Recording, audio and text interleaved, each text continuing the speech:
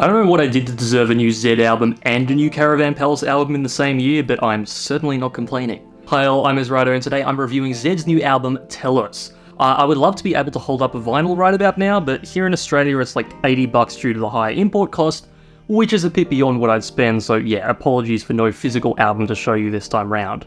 That said, I still got plenty to talk about, so let's get started. So Telos is Zedd's long-awaited third album, with the last one releasing almost 10 years ago, something I'm very acutely aware of, as my 2015 review for True Colours was the first album review I ever did, and one of my earliest videos since pivoting to a music channel. True Colours left quite an impression on me back then, and whilst naturally my music taste now isn't exactly the same as when I was 18 years old, I still do think it's a pretty great album. Now, as I'm sure you know, Zedd's musical style has changed quite a bit since then, and Telos is definitely emblematic of this. In fact, a lot of the tracks on this album go beyond what you might even expect from the Zedd of today as well. It really feels like he's just letting loose and making whatever the heck he feels like here, without a single care as to whether or not it fits with his established brand or whatever. If this is his final album, he's clearly going out guns blazing, and I respect that regardless of how much I actually enjoy the music. Still, this is a review, so I'm going to share my subjective thoughts anyway, and I do have a lot to say about each and every tune, so I thought I'd give a bit of a track-by-track review. Starting at the beginning, we thankfully have a very strong opener in the form of a B. Miller collaboration called Out of Time. This was also the leading single from the album, and I think it was a good choice. When I first heard this one, I was really excited as soon as I noticed that it's actually a rework of the intro music Zedd was using in his live shows for a while, ever since 2015 or 16. I remember how enamored I was by it way back then, and so it feels kind of special to finally have it turn into a full song all these years later. Beyond that, it was just generally exciting to hear him produce something so richly melodic again. Personally, what made me start listening to Zedd to begin with was that he often used chord progressions that really stood out for being more melodically interesting and satisfying compared to those from most other EDM artists I'd heard. After True Colours though, I found that he really started to simplify this aspect of his music, as I kinda dropped off from listening to it much. There are a few outliers like Good Thing and the One Strange Rock theme, maybe the odd remix here and there, but by and large, things just haven't been nearly as melodic as they used to be. This single though, might just be one of the most melodically exciting songs he's released since True Colours. Right from when it opens with that alluring ostinato, you can already tell, oh, this is going to be quite moving, to which you'd be proven right just seconds later when that beautiful vocal melody kicks in. What I love about both of these things is they sound like they exist in a space between bright and wistful, or between major and minor. It's melancholic but also kind of uplifting, and to me that's what some of the greatest melodic music accomplishes. To get a bit more philosophical about it, I think as people, our emotions are a lot more complex than just happy and sad, and whilst I think plenty of people are able to make music that fits somewhere between those two emotions, I find that a modern technique for doing this is to just make it really apathetic and not emotive, which I find kind of boring. When you hear something like this song though, it really goes to show, hey, you can absolutely make something with some emotional nuance while still being incredibly moving and not emotionally detached. You can even leverage the fact that your song sits in that space in between and use it to intrigue and surprise people. I feel like I'm constantly being surprised where these chord progressions are going, and not in a that sounded off kind of way, but in a wow, that was way more satisfying than what I was expecting kind of way. The obvious example is, as I alluded to before, that melody in the instrumental that repeats throughout the song. Like in the first verse and chorus, this melody's in D major.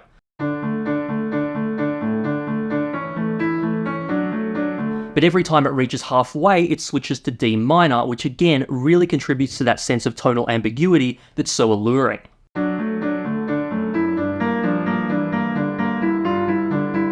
Then in different points of the song, it continues to change key, like a few times in the second verse, or in the second chorus where it ends the progression in a major key, which gives it that satisfying resolution, making it suddenly feel way more confident and uplifting.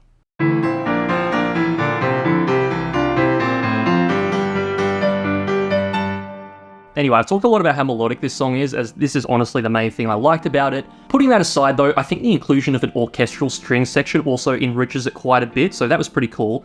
And then the drop has a bit of an old school Zedd sound to it with all the distorted synths, which I really like too. Overall, this song gave me high hopes for the rest of the album, and speaking of the rest of the album, let's move on to the next song, shall we? Alright, the next track we have is another one with B. Miller, along with Ellis, called Tangerine Rays. Honestly, this is a brilliant follow-up to Out of Time. I was really surprised to hear B. Miller on a second track, but her voice is a natural fit for this one too, so I think it was a good decision. Just as with the previous song, I also love how melodic this one gets. The piano chord progression that plays throughout the verses is just so intriguing because once again, it's constantly changing key. Like the first chord is in F major, but the next chord is in A flat major, then D flat major,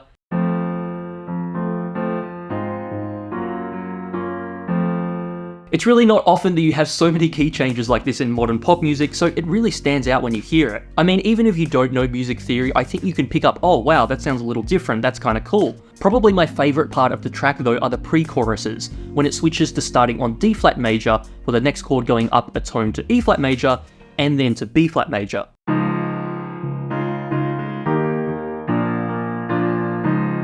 If the verses feel a little mysterious and almost uneasy, these pre-choruses shift the whole mood to something more powerful and hopeful, and it's that contrast that you're really not expecting that's just so satisfying and uplifting. Now yeah, okay, I realise I'm going on a bit about the melodic side of things again, and obviously there's a lot more to talk about, but just as with the last track, this is the thing that stood out to me most here. And hey, it's also nice to hear a Zedd track that leans on the piano a bit, which, as you may have noticed, is an instrument I have somewhat of a preference towards. Now, if you were to ask me about the drop, I will admit that when I first heard the teaser on Zedd's Instagram, I liked it, but didn't love it. I guess I just felt like it followed a very typical Ellis formula from a sound design perspective, and didn't do a whole lot to differentiate itself from a lot of his other tracks. That being said, once you hear it in the context of the full track, I think it really punches through a lot more and fulfills everything that the verses and pre-choruses were building towards. So yeah, in the end, I'd go as far as saying that this is one of my favourites from the album. Unfortunately, I'm not sure I can say the same about the next track though, which is a collaboration with Gray called Shanti. Now Zedd and Gray have had a bit of a history working on a few singles together, including Zedd's most popular track ever, The Middle, along with another of his most played songs, Starving.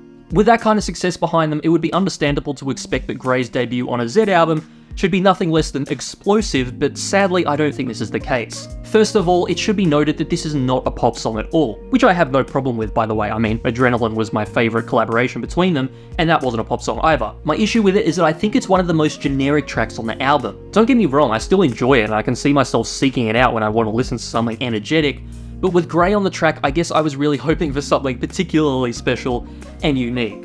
As it stands though, this just kinda sounds like something that would blend into an electro house DJ set without standing out a whole lot. I kinda get the vibe that the intended selling point for it was the novelty factor of it being a mix of EDM with traditional South Asian musical influences, and I guess if you've never listened to Kashmir or anything from his record label, or even some of Gray's recent music, then that might seem like a pretty original concept. For me though, I have listened to Kashmir and the music from his label, and Gray's recent music, and as much as I like a lot of this music, I can't really say that it's a novel concept to me anymore.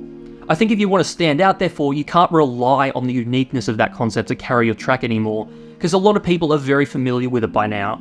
You can still produce something in that genre, but if you want to stand out, you're going to need something to differentiate your track from the hundreds of others in this style, and that unique identity is what I feel is missing somewhat here.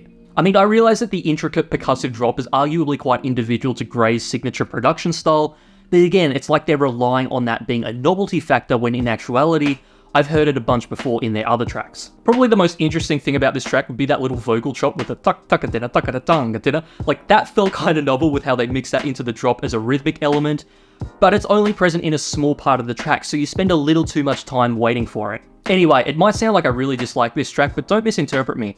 I do genuinely enjoy it, it's just that this being the Zedd and Gray album debut, I was expecting something a little more ambitious, I guess. Now, I would like to say that the next tune, No Gravity, brings this album back on track, but I don't know, I'm a little conflicted on this one. It's a bit more of a straightforward pop song, this time with Beva on vocals, and it's also the most chill track on the album. I did think it was clever how Zedd still managed to use some very intricate drums in this without it overpowering the song, and if I had to pick my favourite thing about the track, this would probably be it.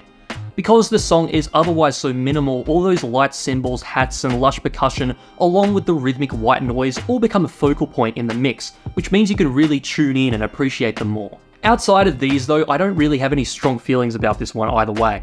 I don't dislike it, but at the same time, I don't find myself connecting with it all that much. I was thinking about why this might be, and it did occur to me that perhaps its position on the album could be holding it back a little.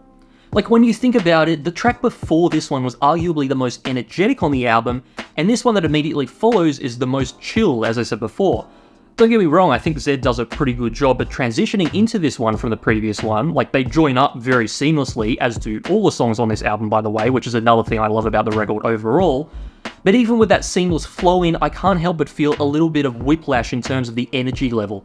It's like you start pumped up with adrenaline listening to the first one, but then it switches to this one and you kind of have to switch your headspace from give me this high-powered sensory overload to, oh, time to appreciate some low-key minimalism. For me at least, I need a little bit more easing in to go from one extreme mood to the other. If you were to move it, I reckon a better spot for it might be right after Lucky, as then you'd have one pop-style track following another that's only moderately energetic. But I don't know, maybe then you'd have a stylistic issue going into the next track with Jeff Buckley, which kinda works better starting as a hard reset after Lucky. Anyway, the point is that going from super high energy to super low energy might have undercut it for me a little.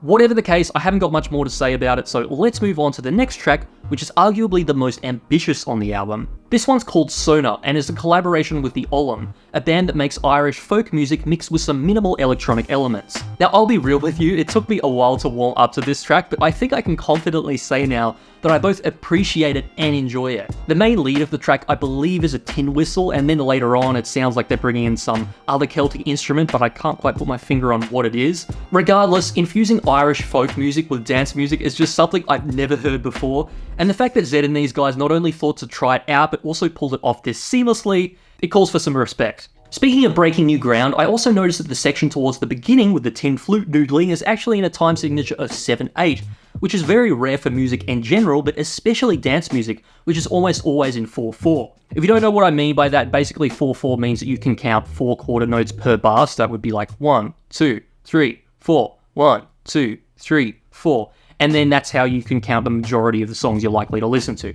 But then with 7/8, you're counting 7/8 notes per bar, which is like 1, 2, 3, 4, 5, 6, 7, 1, 2, 3, 4, 5, 6, 7. And irregular time signatures like this are almost non-existent in most urban genres. That's why putting this measure into a dance track, or whatever you want to call it, is so novel. Speaking of interesting rhythms, I also noticed that the parts of this track with the descending synth chords are extremely syncopated, and by extremely I mean that the strong beat isn't even on the quaver, it's on the semi-quaver, which really gives it this infectious groove. So with all this praise I'm giving it, you might be confused as to why I was hesitant about it at first.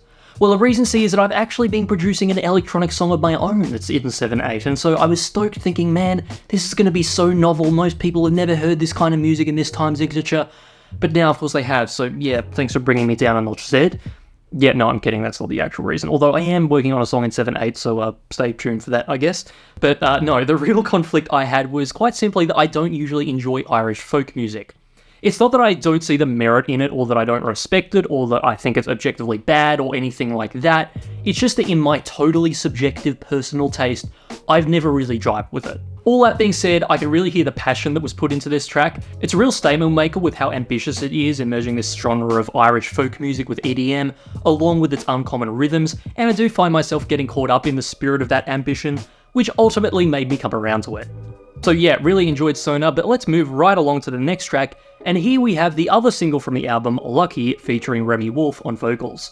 Of all the tracks on the album, this one's definitely the closest in style to the sort of pop music Zedd's been releasing over the last 9 years or so, and as someone who's just been kind of lukewarm to a lot of that music, this one had me a little concerned when it first released as a single. Like when he released Out of Time, I was thinking, yes, finally a Zedd track I can say I adore again. And that immediately sold me on the album, and it had me thinking it was going to be Zedd's magnum opus, but then he released Lucky, which was just a complete 180 back to something that, at least relatively speaking, was quite vanilla. I honestly wasn't even sure at first whether this was actually a song from the album, as these two singles are just so different and feel like they're part of very separate visions. With all that being said, now that I've actually listened through the entire album, it doesn't feel entirely out of place. I still feel like it was probably included because the album needed to have a single that could garner mass appeal to promote it, but at the same time the album turned out to be extremely varied in style anyway, so including this one doesn't feel like it's breaking any singular theme. All that aside, as far as how I actually feel about the song, I don't love it, I don't hate it, I just say I mildly enjoy it. If I were to compare it to all of Zedd's other pop songs post True Colours, this would sit somewhere around the middle. And I don't mean the song the middle, I mean like in ranking it would be middle of list, you know what I mean. Maybe I would have liked it more several years ago, but I think my main issue with it is that it follows a formula Zedd's been using for a while now, making it quite predictable. Basically, he starts a verse with some vocals and minimal production focused on some opening chords, then there'll be a pre-chorus that adds or raises the bass along with some percussion which climax with a central vocal chorus or hook that's then repeated or chopped up or featured in the melody throughout a rhythmically punchy drop with lush future bass percussion. And there you go, I've just described Starving, Stay, the middle, funny, inside out, make you say, and now Lucky. It's not that I dislike any of these songs, by the way, it's just that when you have an established formula, it makes it trickier to get really excited because you lose the surprise factor. But hey, at the very least, these songs are always impeccably produced and are undeniably catchy, even if I don't consider that the ultimate metric of greatness. Anyway, all of the complaints I had about Lucky definitely can't be applied to the next track, which is essentially a reimagining of a 90s old rock song called Dream Brother by singer-songwriter Jeff Buckley. Now, to be honest, I think I might respect this one a little more than I actually enjoy it. Old rock's another one of those genres I just never found myself getting into, but as with Celtic music, I can appreciate that's totally down to my personal taste, and it has nothing to do with the merit of the genre itself. Again though, there's plenty of stuff here that I appreciate. For one, Jeff Buckley's lyrics stand out for being particularly poetic and had me searching around the internet to find what the meaning was behind them. I won't spoil it here, as I think you should listen to the song first, but after I learned what it was about, I gotta give props to the poetics here, which do a great job at getting the visceral emotion of the theme across. Obviously that's more of a compliment of Jeff Buckley's songwriting ability though, and isn't inherently related to Zedd's rendition here, so what do I appreciate about Zedd's version then? Well, once again, just like the Irish folk sound of Sona, I'm very impressed with how seamlessly he's managed to mix one genre with another here. If I didn't know that this was an alt-rock song from the 90s, which is sampling the original vocal by the way, then you could have me fall into thinking that this was an original song, as it all just sounds perfectly natural. Even the guitar score from the original translates amazingly into the electronic production. If I were to give any criticisms, I would say that it can be a little repetitive. I would have loved if it really went somewhere and ended in some epic climax, but instead it just kind of repeats the instrumental melody throughout the song and mildly builds in texture without any major turning point. That's more of a nitpick though, and I reckon if I were more into this genre, it probably wouldn't even bother me at all. But yeah, all in all, whether I like it or not, I do appreciate the ambition of this one. It's not adhering to a well-established formula like Lucky, it's not trying to fit into any established dance music genre, it's just pure inspiration and an experiment in genre mixing that worked out pretty well, so respect for that. As far as my personal enjoyment goes though, the rest of the album is where it really starts to pick up. The next song is a collaboration with Mesto called Descensus, featuring vocalist Dora Jar, and I think this one's almost my favourite. I'd actually already been listening to it for several months already, as Zedd played it during his EDC set this year, which was posted online. From the moment I heard it, I'd been very eagerly awaiting the official release. In my opinion, it's got all the elements of the best Zedd tracks. An alluring chord progression, played on the piano no less, and perhaps most importantly in this case, a drop that is absolutely hectic. If you were missing Zedd's signature growling basses and distorted saw wave synths, this is the track where you're gonna get them. As a collaboration with Mesto though, these Zedd elements are arranged in this very choppy, rhythmically accented drop, which personally I'm a massive fan of. I know a lot of people said that they preferred an earlier version of the track, which Zedd played during Ultra last year. The drop in that version was a lot more fluid and not nearly as stuttery, basically a lot more old school Zedd without as much Mesto influence. I like that version too, but I don't know, I think I like this one better. This one just has a bit more oomph to it with how punctuated it is, and I think from a sound design perspective, it's also the more interesting of the two. The first one's got these constant synth chords and basses sidechained to a kick, and that's cool and all, but what's more exciting to me is this sound second approach, where you have dozens of synths and basses coming at you consecutively, all arranged into an infectious rhythm that just makes you want to move. I did see someone mention the idea of having it where the first drop was the new version and the second was the old, or vice versa. I would love that, although it would probably feel like less of a cohesive vision, so I can see why they didn't go that route. I don't know, maybe you could just release a VIP mix that's the Ultra version at some point, that could work. Either way, I'm totally happy with this version, honestly. Arrangement aside, what's also so special to me about this track is how melodic it is, as I said before.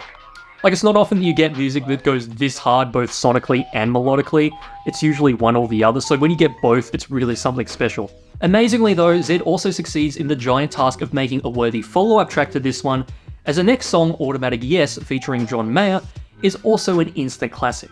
Interestingly, this one's probably the least Zedd-sounding track on the album. I mean, if you know him, you can probably notice it a bit in the drum samples, but if you didn't know better, you mightn't have made that connection simply by listening to it. And that's what's so surprising about it for me personally. Like, usually when you hear artists ditch most of their trademark elements that made people love them to begin with, it can be pretty risky. That's exactly what Zedd's done here though, and I'm happy to say crisis averted, as this turned out great. It's not that I was skeptical of him crossing into other genres, as he's already proven with several other tracks on this album that he can do that, but the difference with those other tracks was that he still brought a lot of his own sound to infuse with those styles. On this one though, the Zedd sound is noticeably lighter on. Honestly though, I don't even care, because this song slaps either way. With John Mayer on it, they've definitely gone in a bit of a soulful direction with it. It is quite an upbeat track, but at the same time, John's raw and honest vocal style gives it a bit of depth, helping to keep it from feeling superficial in any way. Not that it would be otherwise, as the instrumental truly has a lot of character of its own. There's some great funky guitar lines throughout, including the chorus, which has a bit of that Niles Rodgers style chicken scratching, which you can never go wrong with. Probably my favourite part though would be the breakdown at the end, which sees the electric guitar take the lead for 16 bars or so. What makes it work especially well is how it's paired with this distorted electronic bass that has little to no release on it, allowing it to really drive the rhythm with its punchiness. All in all, this was a great late album surprise, and the more I listen to it, the more I feel it go up in my ranking. Speaking of late album surprises though, the next and final track on the record, 1685, featuring the one and only Muse, would absolutely have to be my favourite. I think I've made it pretty clear by now how much it means to me when music is melodically interesting, so it should be to no one's surprise that covering Gunud's version of Ave Maria would be a surefire way to my heart. The thing that's so moving about this version is not only the melody that Gunud wrote, but also that underneath it is a barely modified version of Bach's Prelude in C major. This is one of those classical pieces of music that's very easy to listen to and follow while simultaneously having a fair amount of melodic complexity to it. Bach's part is basically a string of broken chords that repeat in the same figuration throughout almost the entire piece, only the notes in these broken chords are continually changing, constantly surprising you while still always sounding natural. So yeah, before Zedd even touched it, it was already a beautiful piece, but when you do mix it with Zedd, it's honestly an incredible match. Like, my favourite track from True Colours was Addicted to a Memory, and the reason for that was because at the end of that song was this section that had this real classical, almost Bach-like melody to it. So it was evident all the way back then that yeah, Zedd and classical music are a perfect fit for each other, and now he's just proven that again with this closing track. There is, however, another element of this track that's extremely meaningful and significant to me, and that is the religious overtone. I think ending this album with a song this transcendent really fulfills the idea of the album's title, Telos. For those who don't know, this was a term used by Aristotle to describe the final destination, or the ultimate purpose that precedes and succeeds everything else, which can be as contextual as just encompassing certain activities, or at the other extreme, the entirety of life and existence itself. When you consider that this was the intended theme of the album, therefore, it makes perfect sense that the last song would be religiously themed. I mean, yes, Zedd was likely referring to Telos specifically in the sense that this album is everything that he's been working towards, but the religious theming in this song makes this concept work on a broader level as well. Many people who are religious, such as myself, take the belief that God is the highest conceivable force that you could possibly orient yourself towards, and the ultimate arbiter of all true purpose and meaning. In other words, there's really nothing that would better befit the idea of the ultimate telos than God. Now, yeah, the song is called Ave Maria, referring to Mary, Mother of Jesus, so you could make the argument that it's actually a song about her. If you know a bit about Catholicism though, then you'll know that Catholics pray to Mary with the intention of her passing their prayers on to God. Even if this isn't a practice I personally subscribe to, the point remains they still see God as supreme, and so really I would argue that Ave Maria points higher than just Mary herself. Anyway, I'm getting sidetracked. The point is that having a song that orients itself towards God for the final track on the album is a brilliant artistic representation of the ultimate telos being fulfilled. So yeah, I don't know what else to say except that I found it extremely moving, and again, it instantly became my favourite from the album. Now that I've gone over all the tracks though, let's quickly wrap this up with some final thoughts on the album overall. First of all, the pressing question a lot of people will no doubt have, how does this compare to Zedd's other albums? Well, in terms of my ranking from a standpoint of pure enjoyment, I'd have to think a bit more on that, but artistically I reckon this album is by far the most ambitious. Like, True Colours was absolutely an enjoyable listen, maybe even more enjoyable than this one, although again I'm undecided on that. The difference with that album though is that it contained itself a lot more into a specific genre and style. There was a bit of variety within that style, but it was still generally content on just focusing on the tried and true synth-heavy Zedd brand of EDM pop music you know and love. No more and no less. As for clarity, I'd say a similar thing about that one too, although I did feel as though that album had less of a driving concept, beyond mostly being a compilation of popular Zedd songs that were already out. Telos though really feels like the most highbrow of the albums, as it's trying to aim a lot higher than just giving you what you expected, and even what you might have wanted. For that reason, I can see it being quite divisive. If you had a very set idea of the sort of music you wanted from this album, you might be disappointed upon finding that it doesn't really settle on one style and roll with it, as the previous albums did. On one hand, the amount of variety means that you're likely to find at least a handful of songs that you really enjoy, but on the other hand, it also means that you mightn't enjoy the entire album quite as consistently. And really, that'd be a good description of my experience with it. I'd say maybe 60% of the album I really enjoy or love, but the other 40% I'm just a bit more lukewarm to. There's nothing here that I think is bad, but certain tracks are either a little underwhelming or didn't connect with me stylistically, which is a bit subjective to be fair. From an artistic perspective though, I do have a lot of respect for this one. It has the courage to aim really high by trying new things, thereby taking a bigger risk, and I think ultimately, regardless of what we may be comfortable with, charting unknown territory is the more noble pursuit. But those are my thoughts, and I'd be curious to hear what you think of the album in the comments below. Before I go, I just wanted to mention that I'll be uploading piano tutorials for every song from the album over the coming days, so stick around for those if you're interested. Otherwise, thanks for watching all this way, and if you enjoyed this, feel free to like, subscribe, bell, and I'll see you around. Ciao.